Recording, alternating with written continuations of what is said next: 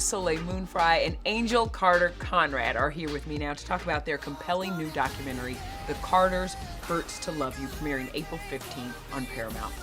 Fame and money destroyed our family. I said to him, "What are you doing, Aaron? Stop." Angel, with all the trauma that your family has gone through, I wonder why you wanted to put it out there for all of us. Initially, when this opportunity presented itself, it was an immediate no. It was, but as I met Soleil and met the team and understood their heart and how much they cared about telling the truth and it being authentic, and it had to be that in order to work. Yeah. And the gift that you guys have all given me, I'm so incredibly thankful, and to be able to put my pain into purpose. Well, I know this one's energy. So I wonder how you decided, how you came to this and said, I want to direct it, and I need people to see this. I wanted to provide a safe space for me as a documentarian. That is so much of where my heart comes from, is wanting to provide a safe space. And at the core, I really wanted to make a documentary that dealt with mental health and addiction. People would say the most horrible things that you can imagine. Just, that he looked like a meth head. The bullying is so out of control. I don't want to admit that I don't look good. He was huffing Destercams and passing out. He said, "Well, you're the reason why I'm addicted to drugs." Angel and her family had already been through so much trauma and had been exploited their entire lives. And I remember walking into her home, and she had videos and photo albums lined up in a closet, a bathtub. They had never watched the family footage. And she trusted in me to give that family archival to me and to allow me the gift to witness her entire life. Being a twin, you just have this unbreakable bond with each other, this soul connection. And Aaron was just always smiling and just happy. Your mom was Aaron's manager. Your dad was in charge of the money. That seemed to turn into a really toxic dynamic for your family in a lot of ways. How much weight did that have on the unraveling of your family as you saw it? Listen, it played a tremendous part in the family dynamic and as to why things ultimately took a turn. My parents often fought about money. When Aaron finally was able to access his money, he owed the IRS $2 million. He was broke. The decline was pretty rapid. By the time he was 16, it was over. We kind of just devoted our lives to this, to our kids, It's turned into be a family operation. We deal with it as best we can. In the documentary, it does paint the picture that in the early years, Nick was very much a rock for Aaron. An example, and then also a rock in many ways, giving him kind of like a sense of love and safety where it may have been lacking in other ways. How necessary was that relationship for Aaron at that point in time? It was incredibly important.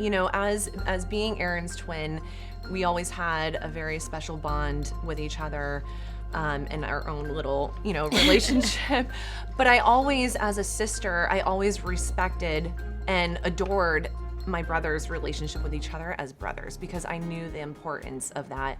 And I knew how much Aaron loved his brother and idolized him as little siblings do and to their older siblings. So I always just had a tremendous amount of respect for that relationship. And I know how much they love each other. And, we're very lucky to have Nick as our brother. He's been very supportive, and he took on a role for us that, quite frankly, wasn't his responsibility. I would say one of my favorite parts of making this documentary was to see their relationship and to see the moments in between. And you here at Entertainment Tonight opening up your archives as well, where we got to find these exquisite moments when they didn't know the camera was rolling, and you just see this incredible love between them. This business is a very hard business. It's taken a toll on me, and I just wanted to make sure that everybody's got his back. Well, speaking of, I want to show you all a special moment from back in 1999 when we, along with Nick, surprised Aaron when he was 11 years old. Hello, Ottawa! I decided to make a guest appearance for my little brother because he means so much to me. And Aaron, I love you, buddy. So cute. It's emotional. It does break your heart. It is. It's heartbreaking because this was a little boy who just loved his brother so much, and I know that within Aaron's addiction and within his journey, he never meant to hurt any of us. I remember that time in 2019 where,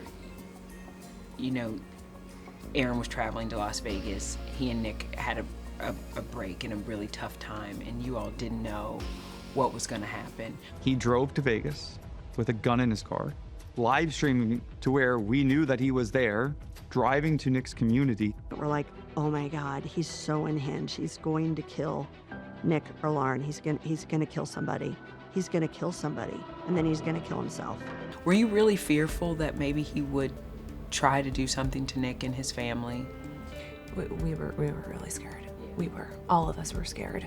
I was scared for him too, that was a part of why I didn't see him in person, because I didn't know what he was capable of, and being a mother and a wife, I had to make a decision for myself to protect myself. Were you afraid for your life too? Like, did you think maybe? Yes, absolutely. Yeah. I was afraid for my life. I was afraid for him. I was afraid for Nick.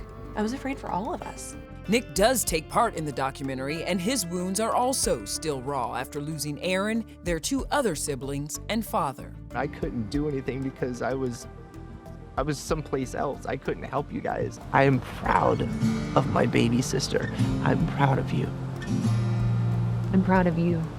Well, I learned a lot of lessons. I think one of the things too, it felt like watching you, and I'm not sure if you felt like this doing it, it did feel like I was watching you heal in a lot of ways. Oh, it's been incredibly healing. I mean, this has been such a gift. Nick has had a tremendous amount of loss, not even just with our siblings passing away and our father, but being in the Backstreet Boys and being separated from the family, being the older sibling, wanting to step in and help, but seeing the things that your parents have done to you, and then you had to break free, and there's loss in all of that. The loss has been coming for a long time. It's extremely painful. Yeah. And I'll tell you what, Aaron right now is in this room and he's laughing at me because he knows that I don't do this kind of stuff.